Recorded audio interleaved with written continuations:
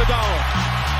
Iguodala to Curry, back to Iguodala, up for the layup. Oh, blocked by James. Curry, one-on-one. Irving puts it up. It's good. Kyrie Irving from downtown. The three, steps back, crossover, puts up a three. Rebound James. Seconds. It's over. It's over. Cleveland is a city of champions once again. The Cavaliers are NBA champions. Cleveland, this is for you. Good evening and welcome to another episode of the Block the Shot the Stop. Here with Skylar Webker, I'm Kevin Lynch, and let's just say it first. Please be okay, Evan Mobley. Oh my goodness. The fact that he didn't come back out for the second half of the game could be precautionary. Yeah. Let's hope it is. But it still sucks. Everything about it seems precautionary. Like if it was that bad, he wouldn't have kept going on it in the first half. And you know, they've played so much basketball lately. And, you know, coming off of a back-to-back after playing like every other day for the last couple of weeks, and you're about to have a five-game or a 5-day break, which is their biggest break of the season. Everything about it screams like there's no reason to push this. Let's just sit him down, try and win this game without him, and then get everybody some rest before Friday. Yeah, I also think kind of doing the scoreboard watching for some of the other teams, like the Celtics lost last night, the Nuggets lost last night, the Thunder lost I think the Thunder lost last night. I think if those teams all won, they might have pushed it just to stay in first in the East and just to keep that room. But yeah, outside of that, I think precautionary. Let's just get healthy. Let's get out of Miami healthy, and get back into it come Friday. For sure. And so all that, I guess we should set it up. The Cavs lose to the Miami Heat tonight, 122-113. This was a game that the Heat kind of got out in front and kind of stayed there, but the Cavs stayed within striking distance. You kept thinking they were going to make a run. Obviously, huge storyline is Evan Mobley doesn't come out for the second half. But despite that, the Cavs did make a run in the fourth quarter. I think they got it to 3 on Mitchell's three-point play. And like many times in the NBA, you see these huge comebacks and fruitless because you can't get over the hump. And that's usually not the Cavs, but tonight it was. Yeah, especially, I mean, when you have Tyler Herro shooting as well as he did tonight, that makes him pretty hard to beat. That's for sure. Yeah, it was. So like all things being considered, you never want to lose a game in the NBA. Obviously, the Cavs went a long time without losing any games, but this is one, Skylar, if I'm being honest, I'm not totally shocked they lost this game. I didn't think it'd be, you never anticipate an injury, that Mobley would be out and everything, but they just played so much basketball. And, human nature, you're about to have your longest break of the season so far. I don't want to blame the Cavs, say they were looking ahead or anything, but I just think they kind of look like a worn out team tonight, if I'm being honest. Yeah, especially the second night of a back-to-back, where the Hornets, though that game was awesome, I had the updates inside of church whenever it was I had a wedding yesterday, so I was just kind of getting the updates going along. But that game was awesome. But the Hornets team can run on you. I mean, they can wear you out. From the score, and especially if you only were watching the first part of the game, you might have thought that was an easier game yesterday. But the Hornets fought back, and the game actually got quite intense, and kind of like the inverse of tonight, where the Cavs had to lead the whole game, but the Hornets kept coming back and almost tying it or taking the lead, and the Cavs had to kind of fight them off.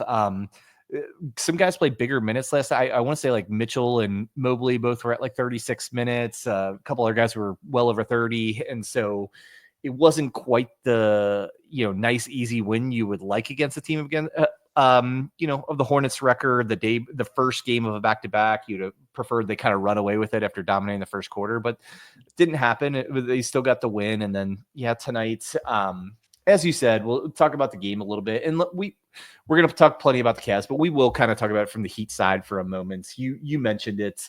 Tyler Herro, 34 points, 31 of those in the first 3 quarters when they're really stretching out the lead. He was phenomenal. Duncan Robinson wasn't that far behind between the two of them. They hit 9 threes, had 57 points. Those guys are a tough matchup because of their ability to shoot and stretch the floor. And we're talking about a Cavs team with maybe tired legs and everything. Their kind of offensive explosion kind of dictated the game tonight. Yeah, I would agree with that. I also think the Cavs did a decent job keeping Jimmy Butler and Bam quiet, even though Bam still had a double, and their plus minuses showed they've really had a positive impact on the game. You know that those guys can go out and, I mean, especially Jimmy. When he turns it on, he can drop 50 on you. Yeah. And Jimmy did a lot of playmaking tonight. He only had 5 assists, but I thought he had a lot of hockey assists. Penetrated kicks. The pass before the pass that gets the assist, kind of thing. Right. I still wish basketball had a stat for that. Maybe they do. Super advanced stuff to look at. Look at next gen or something. But yeah, you're right. Jimmy was very solid tonight, and you get the outside shooting going like the Heat did. They made, I think, 16 threes. Just a tough matchup for the Cavs. And the Heat are such a physical team. And playing a physical team on the second night of a back-to-back, on the end of a long stretch of every other day games, again, sometimes they call it in the NBA, sometimes you say schedule losses, and I wouldn't have necessarily said this was a schedule loss, but it was kind of one step down from that. They could afford to lose this game. Yeah, they could afford to lose it, and it was a tough spot. The Heat were in a advantageous place with being home and with the style of play that they have, and they haven't played quite as much as the Cavs have lately. I, again, went into this one, thought it could be tough, but there were some positives that come out of this game. And let's talk about some of those. Cause somebody said I was a naysayer online. So I'm going to start, I'm going to shift into the positive. The number one positive for me, Skylar, is the bench had one of their best games in a long time. And they obviously needed it with Mobley going down. Some guys got increased minutes, but the Cavs bench outscored Miami 57-31, which is a really high scoring game for the bench. Again, we had Mobley out, but key contributions from some guys that have made contributions along the season, but we hadn't gotten as much from lately, or at least multiple bench guys having good games at the same time. They had 4 guys off the bench, all in double figures. Levert, Niang, Merrill, and our guy TJ Maxx. Niang in particular I thought he had a really strong game. Tough defensive matchup for him, but he scrambled. He hit a lot of big shots. And I just like the way the bench contributed tonight, especially because they were called on to. Exactly. You guys pointed it out last game, how the bench kind of had limited opportunities with Mobley just taking over. Yeah. With Mobley being out the second half of the game, they had a lot more opportunities. Georges Niang actually led the team tonight in plus minus. Yeah. The positive effect player on the floor for the Cavs. So yeah, a lot of just good contributions between all of them. Like you said, TJ Maxx has been kind of, I don't want to say struggling, but not like what we saw before. Right. So it's good to see him kind of build back up. Seeing Merrill kind of start to get his rhythm back. Yeah. I know he was only 2 for 5 up from 3, but that's better than some of the nights that we were getting from him. Right. I want to bring this up. Are we worried about Darius Garland 3-point shooting? Because it seems to have taken a nosedive over the last couple of games. I'm not, because he was so far ahead of his skis going into these last couple games. And you're right. This past week, 3-point shooting not as well. Still having a lot of good games, but a lot more of that coming, on drives and in the paint than before. A lot of good 3-point shooting. I think that's something, if it continues for another couple weeks, if it continues through the end of December, I'll start worrying then. But he was probably at a higher percentage than you would expect him to. I mean, he was up to 45-46%. And for a point guard that shoots as many difficult 3-point shooters as he does, I didn't expect him to be there. Anything over 40% on the year from him, I'd be ecstatic. So it's a short enough timeline. I'm not worried about it. So, like Tim says, monitor it, but not quite worth getting worried about. What about you? I've been monitoring it because tonight 2 for 6. I think the night before he was 2 for 7. I think the night before it was something similar to that too. Just not great numbers. But I think you're right. I think he started the season way hotter from 3-point shooting perspective, and now starting to come back down to earth. Yeah, I mean, I just looked it up here. He's 8 for 28 his last 4 games. Which is, if my math is right, about 30, in the 30% ish, and that's coming off of a guy who's previous to that shooting 45+% from the field. So we could say 28.5%. There you go. So, but turning it on positive, he still had pretty good, solid contributions in those games that I liked. He had, 5 assists, 3 of those games. He still scored 18 or more the last 3 games, despite some bad 3-point shooting. He was getting, he got to the line about 4 times a game. So, it's because he's still contributing other ways, and because it's really about a 4-game skid. It just, when it's 4 consecutive games, it kind of like looks worse than it is. I'll tell you what, when they're going to get some really good rest over the next 10 days, 12 days or so. They only play 2 games the next 12 days. Hopefully it's more a tired legs thing than anything else. That would be great, because they're going to need that outside shot when they go into playoff time, especially against Boston, or we'll see if Orlando can rebound their season after losing Franz Wagner.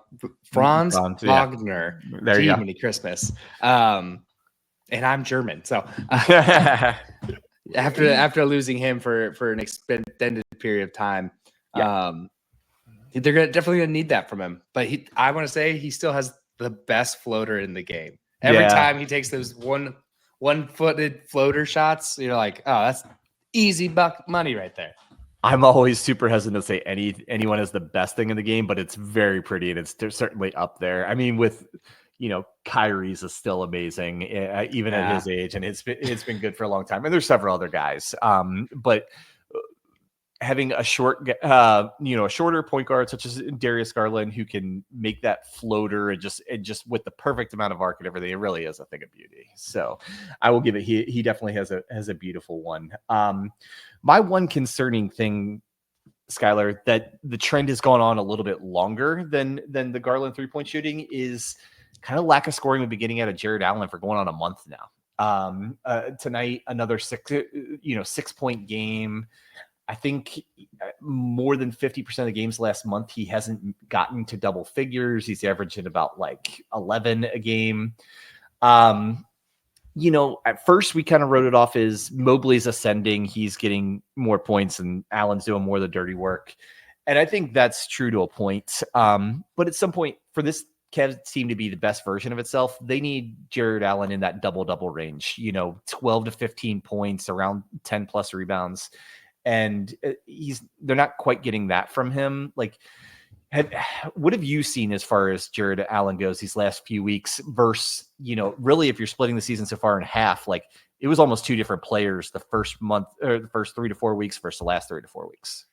Yeah, he's been very inconsistent past couple of games. I mean, not even just the scoring numbers, but even like the rebounding numbers. Mm-hmm.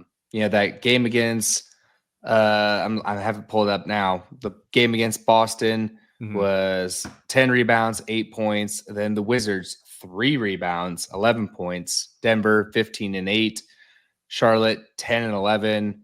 Tonight, 7 and 6. So they're not even the offensive numbers from him. They're not even getting the rebounding numbers that we need from him. Not as consistent. Not as consistently for sure. And Jared Allen's still averaging almost 14 points, almost 11 rebounds a game, that's probably pretty close to what we would have expected from him. If you told me before the season, I would have guessed around 15 points and 10, 11 rebounds. And so he's in that ballpark.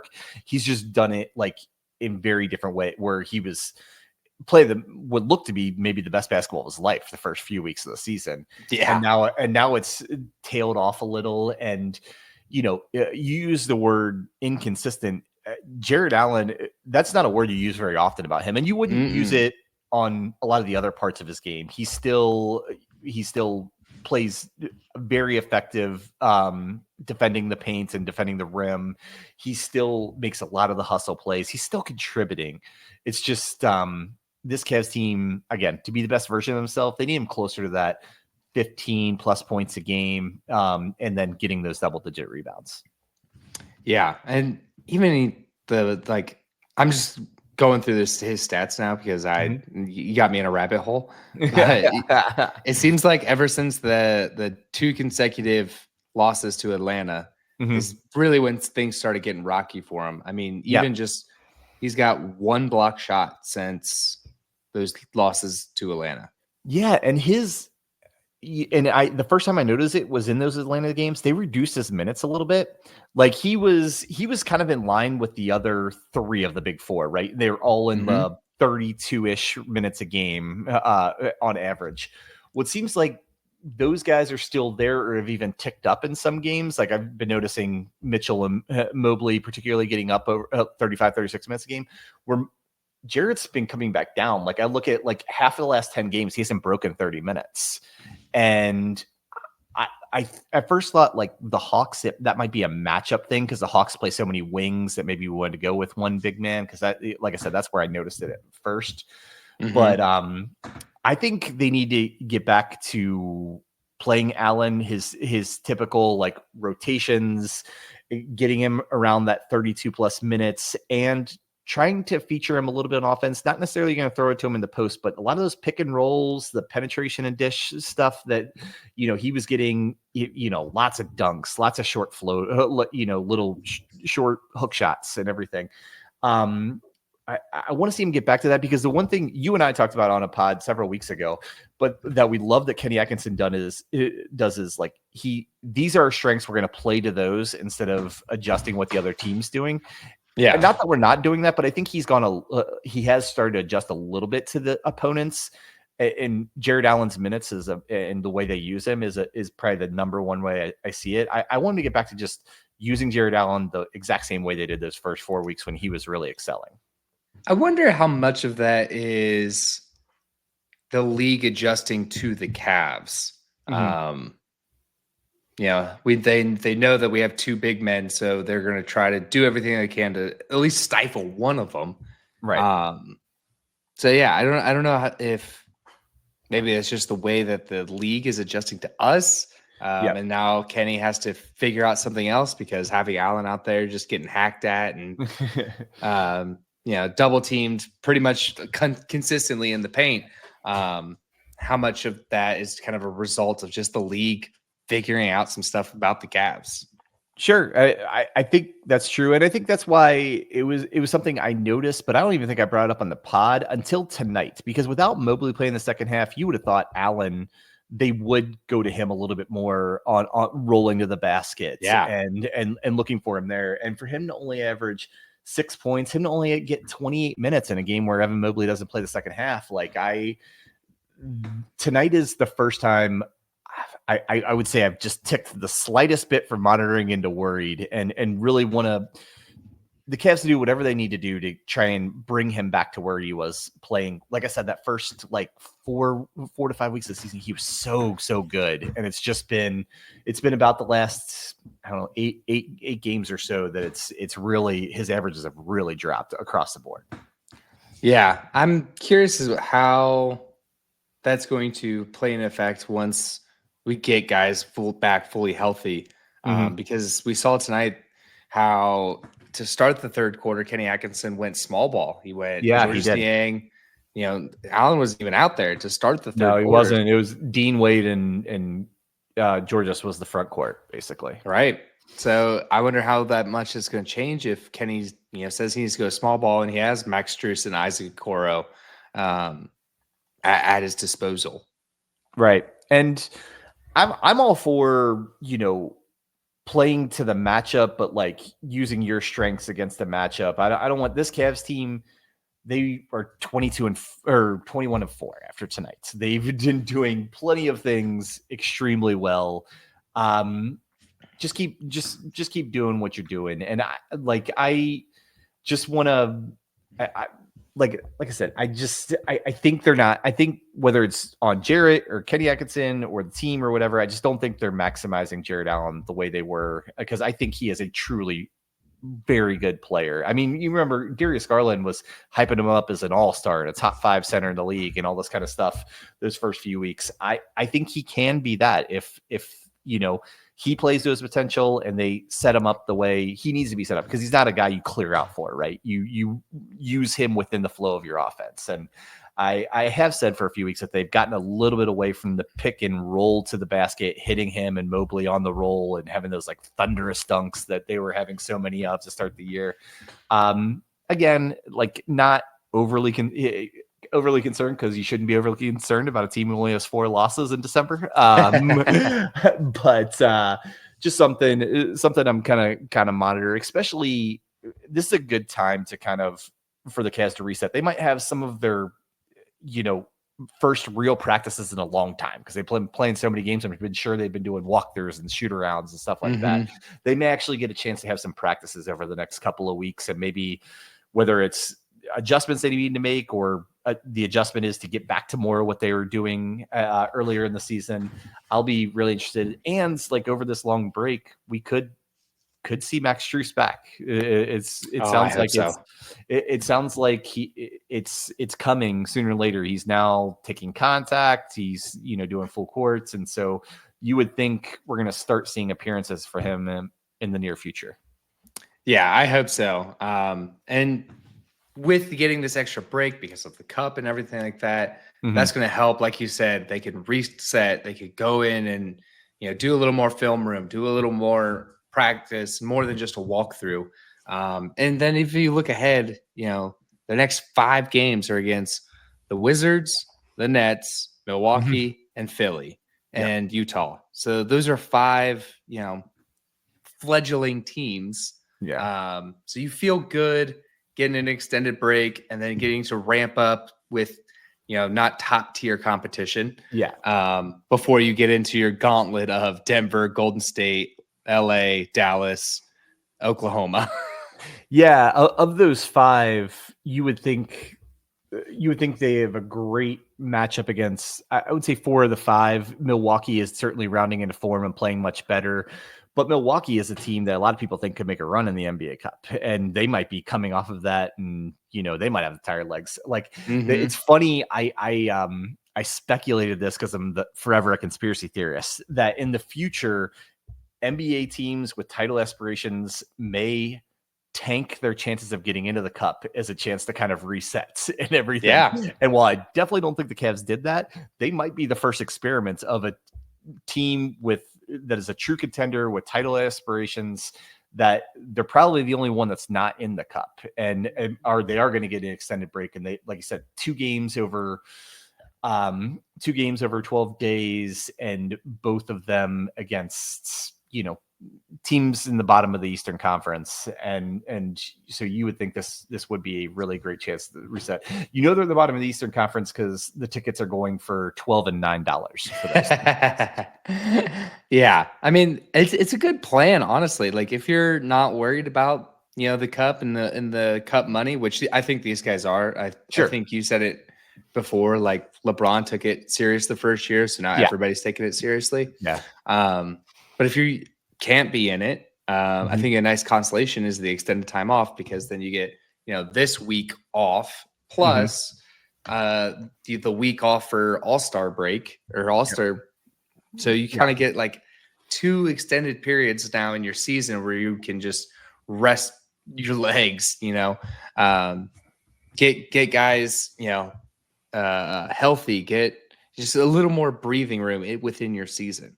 Yeah, that's exactly what I was thinking. Is you're almost adding a second All-Star break. You're adding a break after roughly the first 2 months, but for 7 weeks of the season, you're getting a break, and then 7 weeks later, you get another break with the All-Star Yeah. game. So, I hope so. I do think this Cavs team, while they've managed the minutes, their guys have overall, you look at the team, been remarkably healthy. Of the big four, I think Jared Allen's played every game. I think Mobley, Garland, and Mitchell have all only missed one.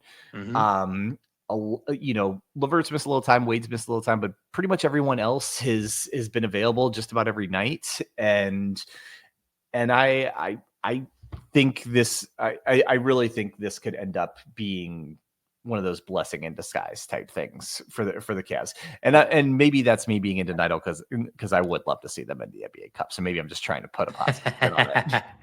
Well, yeah, I mean, everybody has played basically every game. Like you said, Mitchell had one night off, Garland had a night off, and Mobley had a night off. And Levert's missed some time, and Merrill's missed some time, and Dean Wade's, I guess, has missed some time. Now that I keep saying more players, like more people. I think Georges Niang has played every single game. But like having 4-star players and them only missing 3 games combined at this point in the season is an anomaly in today's NBA.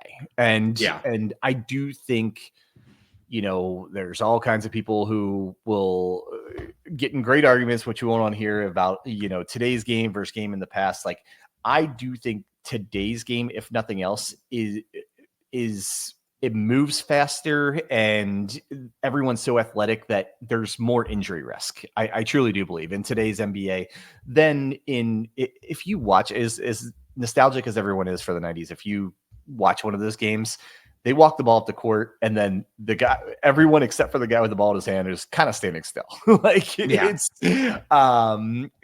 a reason those games were 85-79. So all that being said, I think the Cavs have been really, the Cavs and the Celtics are the two teams that have been pretty healthy for the most part and just kind of been able to keep everybody there pretty much every game, just manage your minutes a little bit. And yeah, I'm definitely excited. I'm excited for us to have a week off. It's a great week for you to have off because you're moving. It's a greght week for me to be off. Maybe I can get the last of these boxes unpacked. All this to say, we don't have a ton to preview, but I guess this is a good moment before we wrap up to just kind of recap where we are since we're going to be in the break. The Cavs are now 21-4. I'm right about that, right? 21-4. 21-4 after 25 games. So we're coming up on a third of the way through the season. We did this after the Hawks loss and everything. Tim and I did. You can't feel a whole lot better realistically about the Cavs than you do right now. Most likely Evan Mobley is going to be fine. Everyone else is healthy. They're at first place in the Eastern Conference. Let tonight go and just say we're in about as good a position as we could have realistically imagined to be. Yeah. I mean, let's just say they win their next 5 games because those are all winnable games. Yeah. You feel really good about 26-4 in the first 30 games of the season. Yeah. No, you for sure do. And we speculate about this a little bit on the pod. And so about teams, the Cavs are now in a place where teams are giving them their best shot because they, everybody looks at the standings. Everyone knows about how the Cavs started the season, where they are right now, that they've been wire to wire in first place. So what I've been doing this last week or so, when I get on NBA TV for at least part of the game, I listen to the other team's announcers because I'm curious about how they talk about the Cavs. And you could see tonight, and I apologize, I don't know their names, but the Heat's announcers were getting so excited that the Heat were beating the Cavs. It's telling you how the respect around the league, the Cavs are getting respect around the league.